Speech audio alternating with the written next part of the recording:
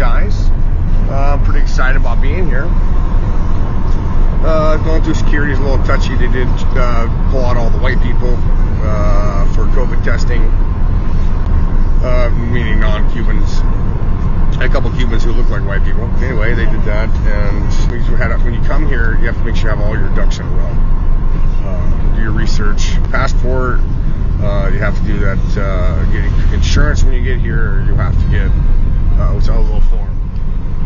We had to fill out a visa, or a travel visa, 30 days, and then we had to fill out online within 72 hours before getting here, where you're going to eat, what you're going to do, all that stuff. But it was a lot easier than I thought. And we just had a QR code that they scanned, and that was good. Yeah. The information there. That wasn't bad, actually. It's just like you said, you just scanned it and we were in. They did their stuff scanned through. Great thing, the line was pretty long. By the time they got through doing the insurance and doing the QR code and COVID testing, the line went away. Anyway, and then now we were through. We got a cab. I think hopefully it took us to our right spot. It's like $25. Yeah, we're expecting €25, $25, right around the same price. Anyway, the insurance was it's about 40 euros for both of us. Not too bad. That's kind of cool, actually. Anyway, so I got that done, so we're good. And now we're heading to our hotel. Anyway, go Cuba. The difficulties between the U.S. and Cuba's government are complicated and have been going on for about 60 years now. Basically, we didn't want Castro in charge down there, communist government and all that, so we put embargoes on them to make things difficult for them, and Russia decided to help Cuba, which we weren't liking Russia at the time either, because they were communists at the time too. So things just kept getting worse for a while, and everybody's stubborn, so here we are 60 years later, and it's still going on. Americans are not allowed to spend money in Cuba. It's considered helping the enemy. So you can't spend money at anything that supports the government or the military of Cuba. And it's a communist country, so that means hotels, things like that, are government run. So how does an American go to Cuba to visit? Lots of patience and lots of paperwork. Most of the paperwork you need to fill out before you get there. When we landed in Cuba, one of the kiosks right there was to buy the medical insurance. You tell them when you're going to be there, when you're leaving. They tell you how much you have to pay for that many days. Easy peasy. The U.S. government allows you 12 reasons to go to Cuba. By far, the easiest of these ways is to support the Cuban people. And you can do that by staying at a hotel familiar, which is basically staying at a host family's house. We found ours on hotels.com. There's other sites that you can find them on as well. Be sure to check feedback on them and make sure they have a lot of positive feedback. One of the places that we chose did not have any feedback because of the financial institution difficulties with the whole thing. The people in Cuba have to have, like, agents or middlemen or whatever take care of their booking. So, like, we pay hotels.com, they pay the go-between pays the Cuban people that are hosting. If those go-betweens are not ethical and don't get the money to the Cuban people, then they don't have a room for you. It's really hard to find another room when you can't use a credit card, a hotel, you don't know anybody. It was fun. It was an adventure. Another thing that I made more difficult than it had to be was the tourist card that you needed to get. Turns out you just buy that from the airline that you're flying into Cuba on. They just have them there and you have to buy one but you do need to fill out the customs declarations form, and you have to let them know when you're leaving, where you're going to be staying, things like that. And I do recommend taking tangible copies with you because although everything's digital now, the Wi-Fi it was about the worst we've seen. Kind of worse than Antarctica, really. The only way we found to get online was to purchase an Atesca card at the airport. It's a little card, you scratch off 2 codes, you enter it to sign into your Wi-Fi, and then you have Wi-Fi for 1 hour. Taking cash with you is an absolute necessity. The American credit cards and debit cards are worthless there, unless you have a credit card that is backed by a European or Canadian financial institution, so you'll need cash. We didn't have a lot of trouble finding legitimate people that would exchange our American dollars and our euros for Cuban pesos, but we do recommend, of course, being super cautious about who you hand your money over to. Also, make sure the euros or dollars that you take with you are pristine. We found that euros work best for us, especially if you want to buy things coming home from the airport, duty-free, such as rum or cigars. They only took euros. They would not take Cuban money. They would not take debit cards, credit cards of any kind. They wouldn't take American money, only euros. We got ours at AAA because they gave a really great exchange rate, and it was quick, and just within a few days they had it for us. Very low cost. Your bills need to be wrinkle-free, crease-free, not have any kind of tiny tear, absolutely no writing on it, or they can't take it. This didn't just happen yesterday, did it? All this stuff happened just yesterday? No, it has been 60 years. Oh, 60 years. Anyway, this is also coming, people building it. Oh, nice. Yes. So that's 60 years ago? And then waterfront, and then this is the rebuild, nice hotel. Nice. Used to be a hotel. So you want to invest, probably is the best time to do it. Now it's the best time to invest, huh? Yeah. We just have YouTube channel.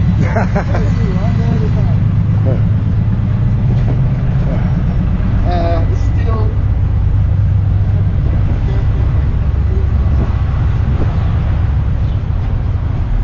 And that's our hotel. Oh, nice. There's our hotel. All right. With my backpack and that's it. What's your name? Call me Max. Max. I'm Roger. Nice to meet you. Susan. My pleasure. And this is your banana recipe? This is my banana recipe to prevent the hydration from anything. And just feel comfortable. Get comfortable. That's fantastic. That is fantastic. Look at that view though. Oh my gosh. That is so beautiful. Wow. You have a wonderful place here. Thank you, Roy. Man, oh man, look at that. Trees all around. Oh, yes. Yes, Look, what is that a famous church right there? yes. Okay. Wow.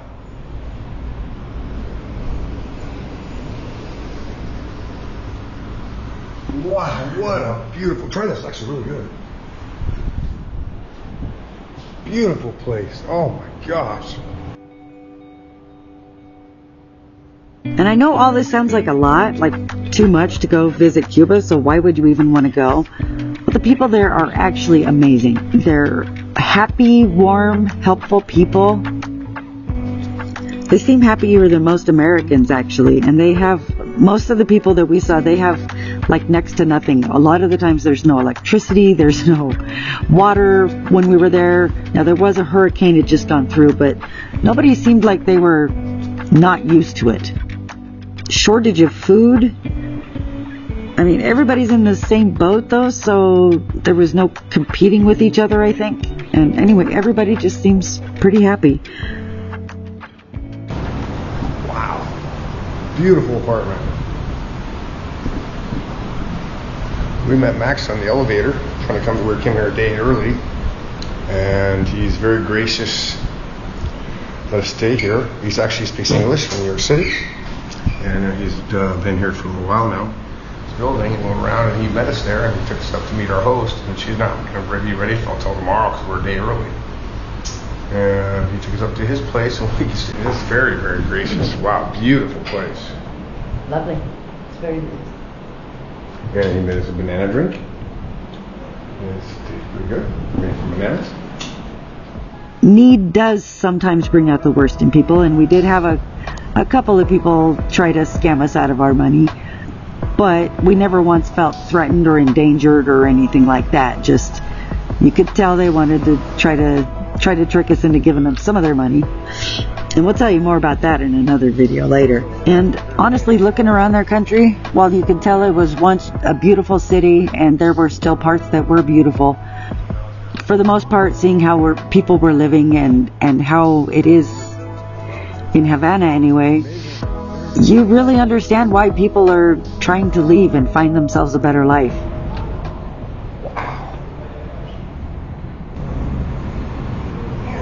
So hi, Harry. Hi. Hi. How long have you lived here for? Yeah. Yeah, you lived, how long? 1959. 1959? 1959. This is when Harry's family, right? This building. This building. 1950. This building's built. Oh, the building has been here since 1959. They all really cool flooring. He's got a huge wall clock right here. Anyway, this was 60 euros for one night.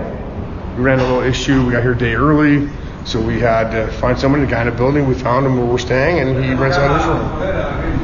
But look at that. The ocean is calm just a little bit. This is our first stay.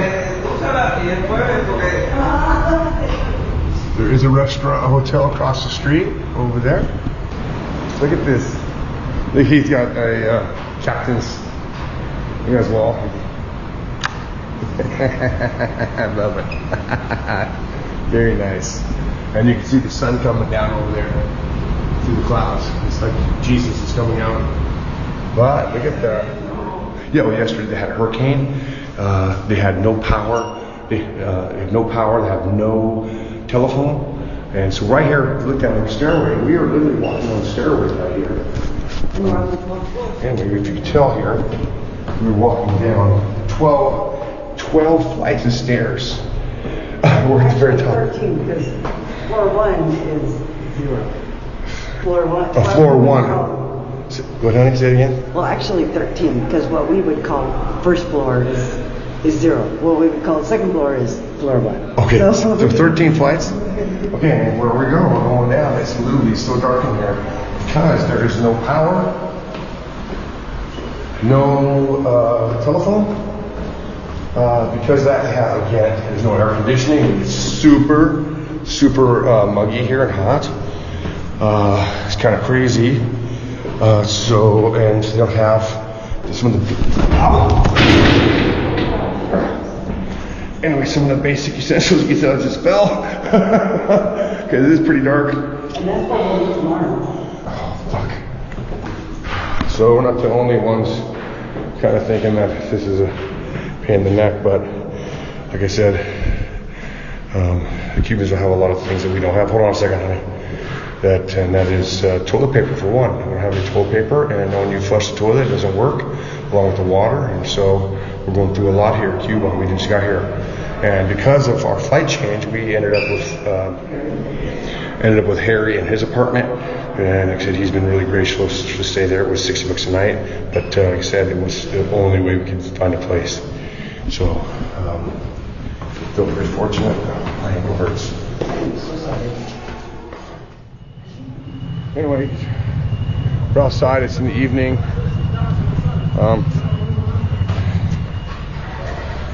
You saw on the video, I did twist my ankle. I'm not sure. I think it's probably just sprain, but it hurts like the dickens here. And don't have insurance. We do pay for insurance, but it just covers pretty much nothing. Anyway, so we're gonna walk and see if we can get something to eat at a hotel. Some water.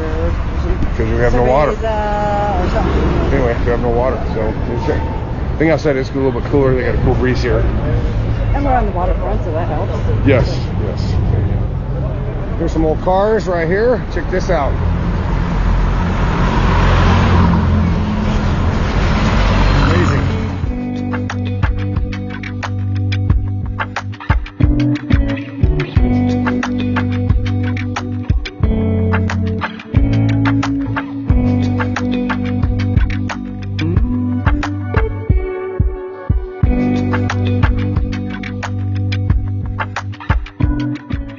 We are in the morning here in Cuba.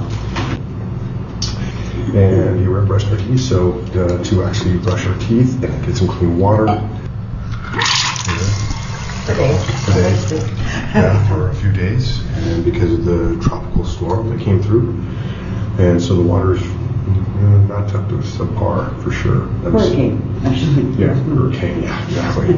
And so, anyway, so we filled up a water bottle here. Well, it's not actually Evian, it's actually tap water.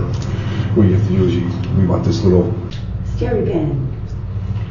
And so you have to actually take it out and you swirl it in your water set. If you have a small bottle like this, it won't work because the mouth is too small. You have to have a big one, and you go around like 9 times. It gives you a happy face, and it's clean. It's not cold. And it's not tasty. And it's not tasty. It might have a little chunky, but it is clean. And so we tried it out last night. Otherwise, this one would be sick. One thing to remember: in Cuba or other countries you are in the third world, you also need to make sure you brush your teeth. And when you brush your teeth, you still don't use the same tap water. We use the sterilized water for brushing your teeth. Exactly. So, you do come to Cuba, when you want to brush your teeth, or a country like that, make sure you brush your teeth. So you do want to be clean, and so, but make sure you actually use the stereo pen, and, dip it in the water when you brush, which is fine.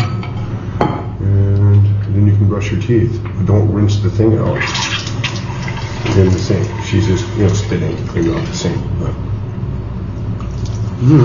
we are getting clean her and getting the rest too. We do have a yuck mouth or walking around town. We're not too bad anyway. Well, this thing is pretty amazing. Just I don't know what we paid for it, but you can probably find it online. And this way we can have clean water and we're not going to get sick. Got it a few years ago, but we used it in Central America, South America, China. Probably due for another one soon. Exactly. Sorry about brushing on your teeth, Joel.